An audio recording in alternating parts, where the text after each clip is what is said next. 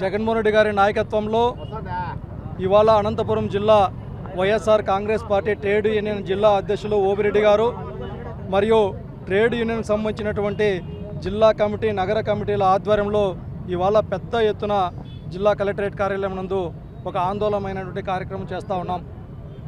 మనమంతా చూస్తూ ఉన్నాం, ఈ 2 సంవత్సరాలుగా ఈ రాష్ట్రంలో పెద్ద ఎత్తున ఆందోళనకరంగా ప్రజా జీవితాలు ముడిపడి ఉన్నాయి.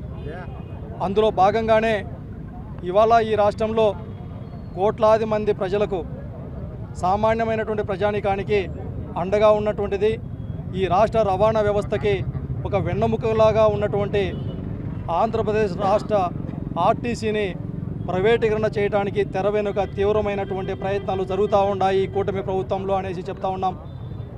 గతంలో జగన్మోహన్ రెడ్డి గారు ముఖ్యమంత్రిగా ఉన్నప్పుడు లాభ నష్టాలని బేరీజు వేసుకోకుండా ఈ రాష్ట్రంలో ఉన్నటువంటి ఆర్టీసీని ప్రభుత్వంలో విలీనం చేసి వేలాది మంది కార్మికుల పక్షాన నిలబడటంతో పాటు సామాన్య ప్రజానీకానికి అండగా ఉన్నటువంటి చరిత్ర జగన్మోహన్ రెడ్డి గారిది అయితే, ఇవాళ ఈ రాష్ట్రంలో చంద్రబాబు నాయుడు గారు ముఖ్యమంత్రిగా అయిన తర్వాత ప్రభుత్వ వ్యవస్థలన్నింటినీ ప్రైవేటీకరణ చేస్తూ ఉన్నాడు.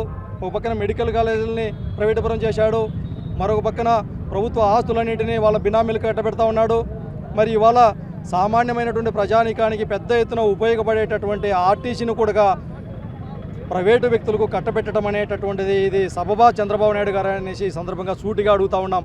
అందుకే YSR Congress party trade union తరఫున పెద్ద ఎత్తున ఆందోళనకు శ్రీకారం చుట్టబోయాం. మరి భవిష్యత్తులో కూడా ఆర్టీసీని ప్రైవేటుపరం చేస్తే జరగబోయేటటువంటి నష్టాలను ప్రజలకు వివరిస్తాం.